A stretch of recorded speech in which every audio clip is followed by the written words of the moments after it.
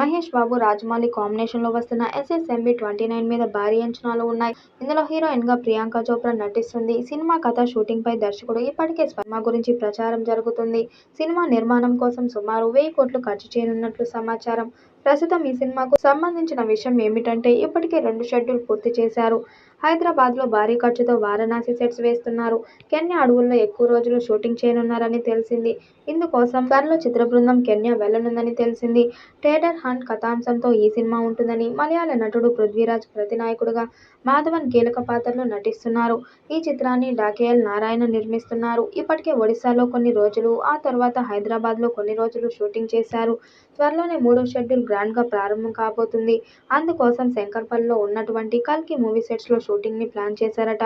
వచ్చే నెల మధ్యలో నుండి ఈ షూటింగ్ జరగనుంది. మహేష్ బాబుతో పాటు ప్రియాంక చోప్రా మరియు ఇతర ప్రధాన తారాగణం ఈ షెడ్యూల్లో పాల్గొనబోతున్నట్లు తెలుస్తుంది. నిన్న మొన్నటి వరకు కూడా రామోజీ ఫిలిం సిటీలో మహేష్ పై కొన్ని కీలక సన్నివేశాలను చిత్రీకరించారట. ఆ సన్నివేశాలు చాలా అద్భుతంగా వచ్చాయని టాక్. అయితే ఈ సినిమా అధిక శాతం ఒడిశా బ్యాక్డ్రాప్లోనే జరగనుంది. కాబట్టి మరో 2వ షెడ్యూల్ని అక్కడ్ చేయడానికి ప్రణాళికలు సిద్ధం చేశారట. షూటింగ్ అయితే రాజమౌళి కెరీర్లో అత్యంత వేగంగా పూర్తయిన సినిమాగా ఇది నిలుస్తుందని అందరూ అంటున్నారు. కానీ గ్రాఫిక్స్ వర్క్ మాత్రం చాలా ఉంటుందట.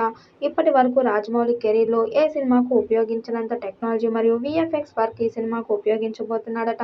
ఇప్పటికే షూట్ చేయబడిన సన్నివేశాలకు సంబంధించిన వీఎఫ్ఎక్స్ వర్క్ని మొదలు పెట్టినట్లు తెలుస్తుంది. అంతేకాదు ప్రపంచవ్యాప్తంగా టెక్నాలజీలో ఒక సరికొత్త విప్లవం తీసుకొచ్చిన ఆర్టిఫిషియల్ ఇంటెలిజెన్స్తో రాజమౌళి ఎన్నో అద్భుతమైన విజువల్స్ని మన ముందుకు తీసుకొని రాబోతున్నాడు. ఇండియన్ సినీ ప్రేక్షకులు మాత్రమే కాదు, ప్రపంచంలో సినిమాని ఇష్టపడే ప్రతి ఒక్కరూ ఈ చిత్రాన్ని చూసి ఒక అద్భుతమైన థియేట్రికల్ అనుభూతిని పొందుతారని అంటున్నారు మేకర్స్. RRR చిత్రంతో ఇప్పటికే రాజమౌళి మన తెలుగు సినిమాకు మార్కెట్ని ఓపెన్ చేశాడు. ఆ చిత్రానికి ఆస్కార్ అవార్డు రావడం వల్ల మన తెలుగు సినిమాకు మాత్రమే కాదు, ఇండియన్ సినిమాకు కూడా సరికొత్త గౌరవం దక్కింది.